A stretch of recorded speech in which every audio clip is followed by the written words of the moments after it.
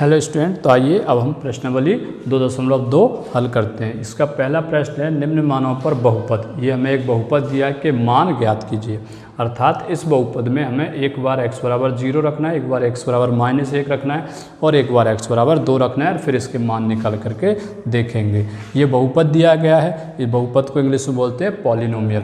तो इसके लिए हम लोग एक रिप्रेजेंट करने के लिए मान लो हमने p बोल दिया, p for polynomial in x।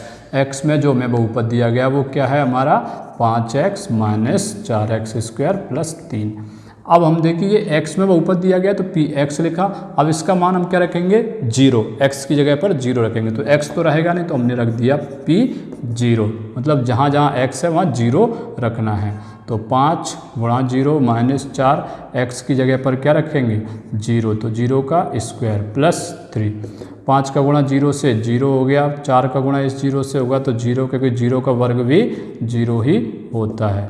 0 0 minus करो प्लस करो 0 ही रहती है, +3 है तो +3 यहाँ निकालते हैं। मतलब हमें क्या करना है x का मान अब हमें -1 रखना है x की जगह पर। तो 5 ऐसे ही x की जगह क्या रखा हमने -1 -4 ऐसे ही x की जगह -1 स्क्वायर हुआ -1 का +3। 5 का गुणा -1 से होगा, एक प्लस में है एक माइनस में है, गुणा होने पर संख्या माइनस में रहती है। माइनस का वर्ग करेंगे पहले, तो माइनस का वर्ग हुआ प्लस 1 का वर्ग, फिर 1 का वर्ग 1 होता है। तो इनका आंसर आया +1 का गुणा -4 से करेंगे तो -4 +3। दोनों माइनस में है, पहले इनको दोनों संख्या माइनस में होती है तो जुड़ेंगी, पहले इनको जोड़ते हैं। तो जुड़ गई तो 9 हुए, लेकिन चिन्ह माइनस का ही +3। 1 - 1 प्लस, सबसे पहले संख्याएं घटती हैं तो 9 में से 3 घटाए 6 बचे। अब चिन्ह किसका आता है जो बड़ी होती है, बड़ी का चिन्ह क्या है हमारा यहाँ 9 का चिन्ह माइनस है तो -6। तो p-1 आ गया इसका -6, p0 आया था 3।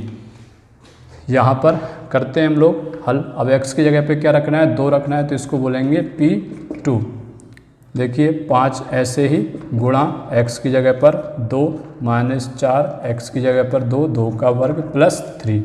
5 दूनी 10 -2 का वर्ग करेंगे 4, 4 का 4 से गुणा 16 +3। 10 और 3 13, 13 - 16, तो एक प्लस की एक माइनस की घटेंगी, 16 में से 13 जाएंगे 3 बचेंगे, लेकिन चिन्ह बड़ी संख्या का बचता है। तो ये हमारा मान आ गया। तो ये तो मान निकल गए। अब आइए हम लोग अगला प्रश्न करते हैं। प्रश्न नंबर 2 है हमारा, निम्नलिखित बहुपदों में से प्रत्येक बहुपद के लिए, हर बहुपद जो 4 सवाल दिए गए उनमें से सबके लिए क्या करना है आपको p0, p1 और p2 ज्ञात करना है। अर्थात जहाँ जहाँ x दिए गए हैं, x में जो बहुपद हैं आपको x में हो, y में हो, t में हो, किसी में भी, उनमें आपको एक बार 0 रखना है। x में बहुपद दिया गया तो x की जगह, y में दिया है तो y की जगह, t में दिया है t की जगह। एक बार 0, एक बार 1 और एक बार 2, तो मान आपको निकालना है। तो हम लोग 4th वाला कर लेते हैं। तो ये सेकंड का हम लोग करेंगे 4th, सेकंड का 4th वाला हम लोग, हमें px बहुपद दिया गया है x - 1 और x + 1।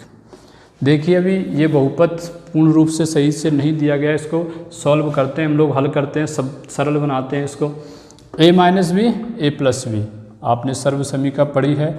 अगर a - b एक कोष्टक में हो और a + b दूसरे कोष्टक में हो, तो जो सर्व समीका होती है वो बनती है हमारी a² - b²। इस सर्व समीका का यहाँ प्रयोग करेंगे तो a² a की जगह क्या है x, तो हमारा क्या आ जाएगा x², माइनस के माइनस, b² b की जगह है 1, 1 का स्क्वायर मतलब कि 1 ही रख सकते हो आप। तो ये तो आया हमारा px सही रूप से बहुपद। अगर आपका बहुपद सही नहीं दिया गया तो आप उसको ऐसे सही करोगे, बाकी के 3 बहुपद सही दिए गए, सीधा मान रखना होता है। अब हमें इसमें 3 मान रखने, उन्होंने बोला है 0 रखिए, 1 रखिए और 2 रखिए। तो अब p0 निकालते हैं, तो यहाँ पर पहले 0 रखेंगे x की जगह, तो 0 का वर्ग -1, 0 का वर्ग 0 ही होता है, 0 में से -1 करेंगे तो -1।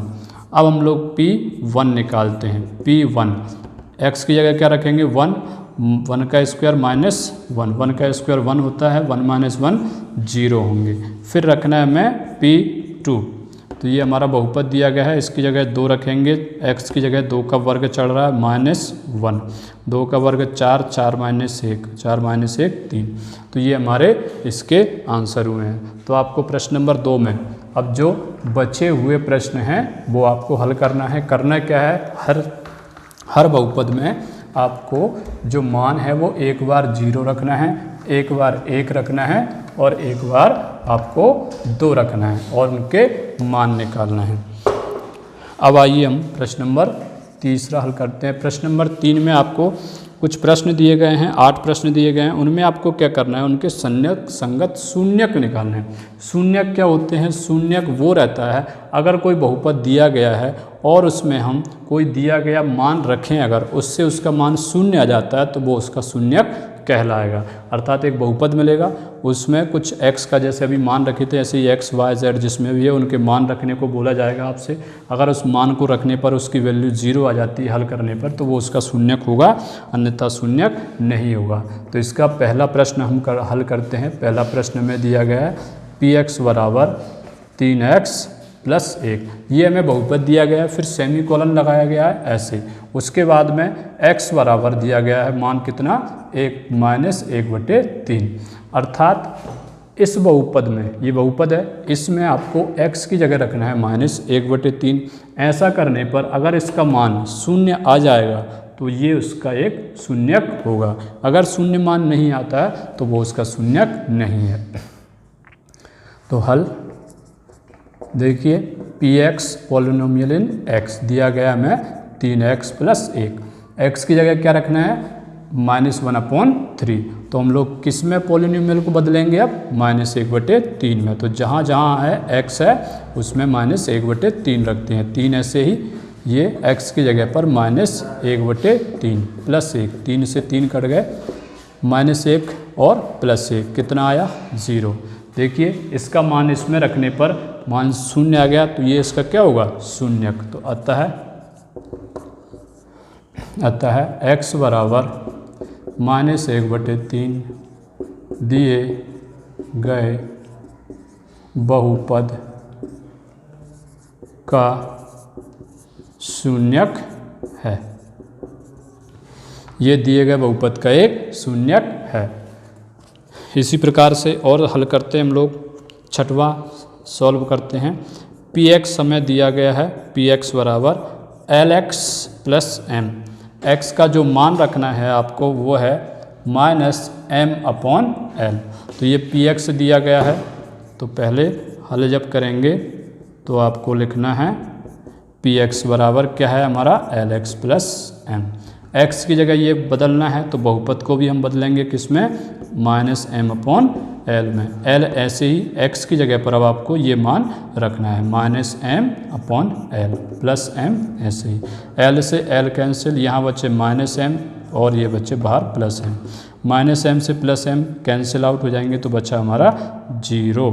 तो p -m/l क्या आ गया, 0। तो ये भी एक क्या होगा इसका शून्यक। अतः x बराबर -m/l दिए गए बहुपद का शून्यक है। ये उसका एक शून्यक है। अगर मान 0 नहीं आता तो आप लिख ले शून्यक नहीं है। अगला प्रश्न हल करते हैं, इसी का 8वां प्रश्न है, 7वां प्रश्न। 7वां हल करते हैं हम। px बराबर दिया गया है 3x² - 1। अब x के यहाँ पर 2 बार मान रखने हैं, 2 मान रखने हैं अलग अलग। क्या क्या मान रखना है आपको, एक बार रखना है x बराबर -1/√3 और दूसरी बार रखना है 2/√3। तो हल करते हैं हम लोग। हल सबसे पहले px लिख लीजिए, क्या दिया गया है 3x² - 1। अब पहला मान रखते हैं हम लोग, तो p -1/√3। x की जगह पर क्या रखना है, -1/√3। 3 ऐसे ही गुणा x की जगह पर रखेंगे हम -1/√3। देखिए x का स्क्वायर हो रहा है तो हम भी क्या करेंगे, इसका स्क्वायर कर देंगे, -1 ऐसे ही। 3 ऐसे ही, माइनस का स्क्वायर जब करते हैं सबसे पहले तो माइनस का माइनस से गुणा मतलब प्लस हो गया। 1 का वर्ग 1 होता है, नीचे √3 का वर्ग करेंगे, √3 का वर्ग मतलब कि रूट से रूट का गुणा, तो वो भी संख्या ही बचती है, रूट से रूट हट जाता है। या रूट पर अगर आप वर्ग करते हो, जैसे रूट में कोई सी भी संख्या है, ठीक है, कोई सा भी नंबर कुछ लिखा हुआ है और उस पर वर्ग चढ़ा है, तो हमेशा रूट से वर्ग जो है वो कट जाएगा और जो भी आपका नंबर है, कोई सा भी नंबर है, वो नंबर बचा रहता है। तो यहाँ पे क्या बचेगा हमारा, 1 का वर्ग 1 और नीचे 3 -1, 3 एकम 3, 3 से 3 कटे, 1 - 1 बराबर 0। तो ये 0 आ गया इससे मान, अर्थात ये इसका शून्यक होगा। अब दूसरा मान भी रखना है हमें, तो अब p बराबर क्या रखें, 2/√3 0। 3 SI x की जगह पर हम लोग को रखना है, x की जगह पर 2/√3, वर्ग हो रहा है, वर्ग करेंगे -SI और 1, 3 ऐसे ही, 2 का वर्ग 4, √3 का वर्ग करेंगे तो वर्ग हट जाएगा, उसमें रूट हट जाएगा और संख्या बची रहेगी। 3 से 3 कटेंगे तो ये बचे हमारे 4 - 1, 4 - 1 3। अब देखिए ये मान क्या शून्य आया है, नहीं आया, शून्य मान नहीं आया तो ये इसका शून्यक नहीं है। तो अब देखिए ये शून्यक था, ये नहीं था। तो जो आपको प्रश्न नंबर 3 में 8 प्रश्न दिए गए उनमें से हो सकता है कुछ शून्यक हो, कुछ नहीं हो, या दोनों हो, दोनों नहीं हो, तो वो आपको लिखना है। तो अतः x बराबर -1/√3 दिए गए बहुपद का शून्यक,